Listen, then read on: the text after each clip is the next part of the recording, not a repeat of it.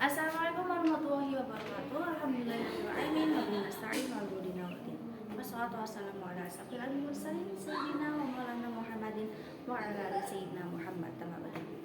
Kepada yang terhormat Abi Hamidah Amidah, sahabat pengasuh pondok pesantren Suaka Melala Binda, dan juga lupa dan juga tak lupa juga pada kepala madrasah MTS Al-Quran Narabinda, Mizrin dan juga Misafi selaku dan kepada teman-teman guru dan terutama juga kepada kedua orang tua saya dan teman-teman saya. Nah, kali ini saya ingin mempresentasikan peta imajinasi saya yang menjelaskan tentang mapel kimia. Nah, mapel kimia ini diambil oleh Miss Alfi selaku pelajaran kimia dan juga kepala madrasah MA Al-Quran Narabinda. Dan terlupa juga pelajaran kimia ini itu menjelaskan tentang bab ketiga, yaitu kimia hijau. Kimia hijau dalam pembangunan berkelanjutan 2030. Oke. Nah, kimia hijau. Nah, pada kimia hijau ini itu apabila pembakaran tidak sempurna, komponen O2-nya itu tidak sempurna, itu akan berakibat menghasilkan CO, karbon dioksida.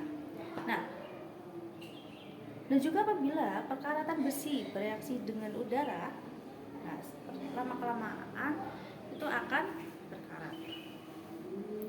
Oke, dan juga ada pembanggangan roti, yaitu NaHCO3,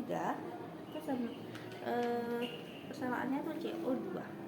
Nah, sedangkan fotosintesis itu CO2. Nah, produk dari reaksi itu C6H12, O6 dan juga O2.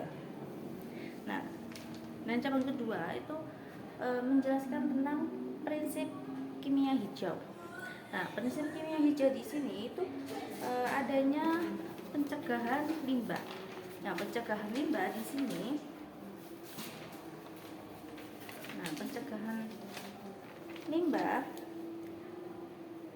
maksimal nilai ekonomi suatu atom sintesis kimia yang bahaya dikit mendirikan proses bahan kimia.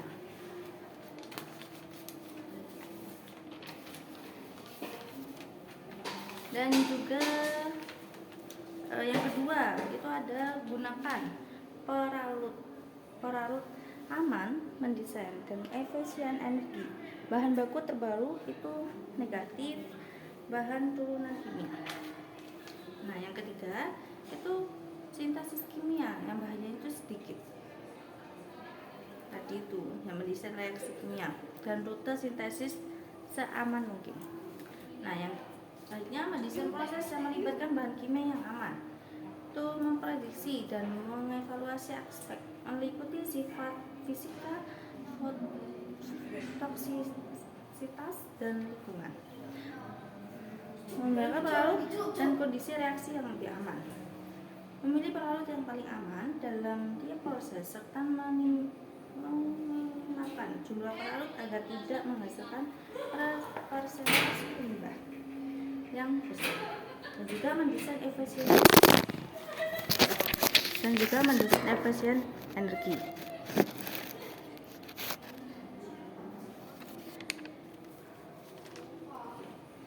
Menggunakan bahan baku terbarukan. Itu bahan baku terbarukan biasanya berasal dari produk pertanian dan hasil alam. Sedangkan bahan baku tak terbarukan berasal dari bahan bakar fosil seperti minyak bumi, gas alam, batu bara dan bahan tambang lainnya. Mengurangi bahan turunan kimia, yaitu untuk mengurangi tahapan reaksi, tambahan bahan kimia dan produksi limbah. Nah, menggunakan katalis berperan pada peningkatan selektivitas, mengurangi limbah, waktu reaksi dan energi dalam suatu reaksi, dan juga mendesain bahan kimia dan produk yang terdegradasi setelah digunakan. Bahan kimia itu harus mudah dan tidak terakumulasi di lingkungan. Terus ada menganalisis secara langsung untuk mencegah polusi.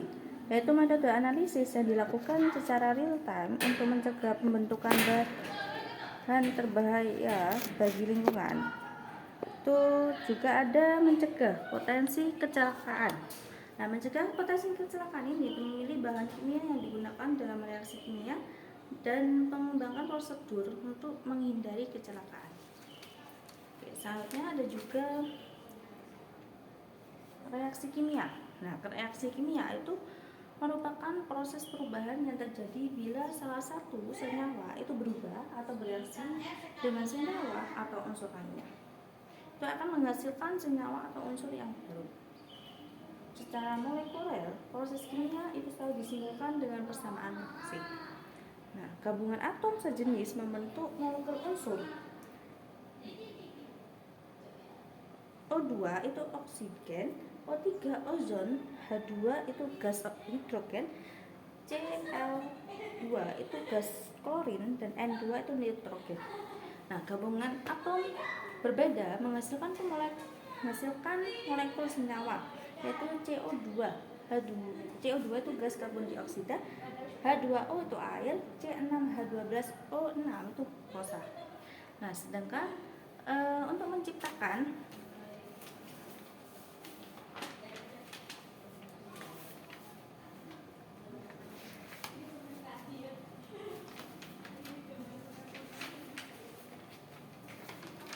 selanjutnya ada untuk menciptakan kegiatan yang mendukung prinsip kimia hijau. Untuk mendukung prinsip kimia hijau itu yang pertama ada bahwa ekosistem laut dan darat itu akan menghasilkan biosolar B30. Nah, ciptakan kegiatan yang didukung prinsip kimia hijau. Itu banyaknya agenda terintegrasi kehidupan sehat dan sejahtera. Nah,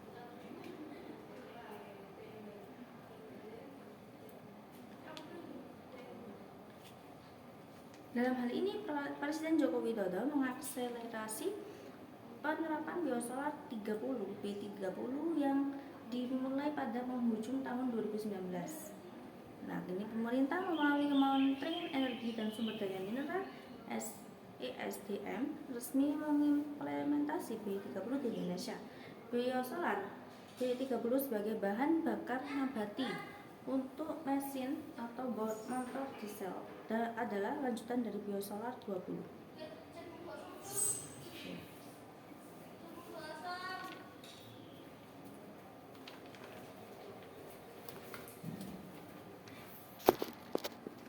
Nah, air bersih dan juga sanitasi layak itu energi bersih dan penanganan perubahan iklim.